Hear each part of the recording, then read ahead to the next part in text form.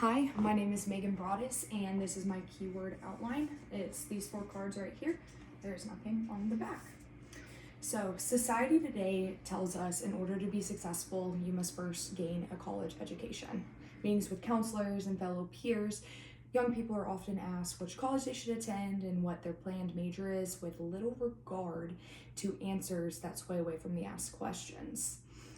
High school students that take higher level and often college courses are often led to get higher GPAs, which leads to more interest from career recruiters.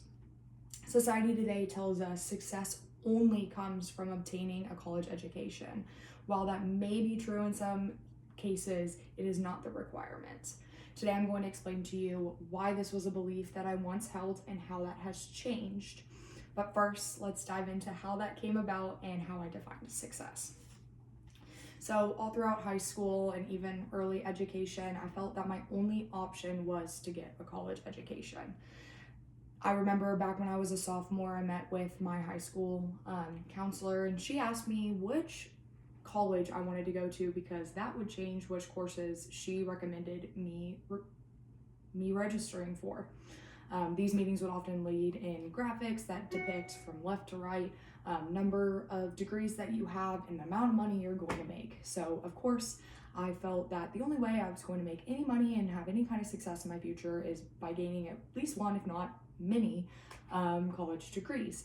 I think my generation has this expectation that we're going to go to college, and I think that this comes from our parents and our grandparents and peers that are around us that maybe didn't have the opportunity to go to college, and also them just watching on like the news and different social media platforms how all these people that they see as being successful have a college education, and of course they're going to want their children and grandchildren and people that they know to go to college.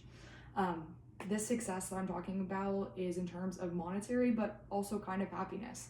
I am talking about making money but living comfortably. I'm not talking about being a multimillionaire. I'm not talking about 6 cars and heated floors. I'm talking about making enough money that I can bring my future family on vacation or make choices without worrying about going into financial disparity because of those choices. So now that I've told you all a little bit about why this is an expectation I thought we had, and also how I define it, let's talk about how that has changed. So my cousin Sydney, for example, she's always lived her life swimming upstream rather than down. She loves to challenge societal norms. She is the same age as me. She graduated a year early from high school and she moved to California, and she wanted to get experiences. She didn't like the expectations that society had put out there, and she did the opposite.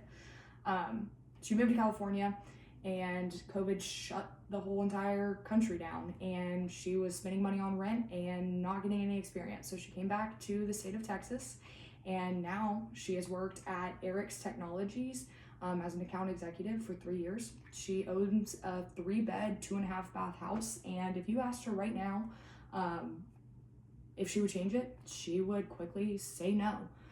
She has had great success. She is passionate about her family and her experiences. She's living comfortably and happily without a college education. So I've told you about the experiences of others. I'm going to tell you all about my future career and how I do not need a college education to do so. So my future career after graduating from A&M is going to be taking over a rabbit production business called Bambi Rabbits in Waller, Texas. This career is all about relationships and being able to spot livestock, not necessarily about how all the things that we learn in college. It does give the financial freedom and flexibility. There's a 2-month high production period, and the other 10 months out of the year, you are kind of making your own choices in between.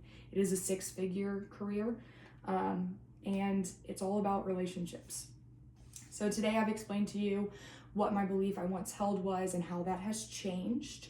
I do believe that there are certain industries that do require a college education, but that is not a requirement. I think certain experiences you can gain in college are here, but it is not what you have to have in order to be successful. Now, I know I'll contradict myself, but I love A&M and I wouldn't change my experiences for anything, but this is just a belief I had, and now that it's changed. Bye. Thank you for listening.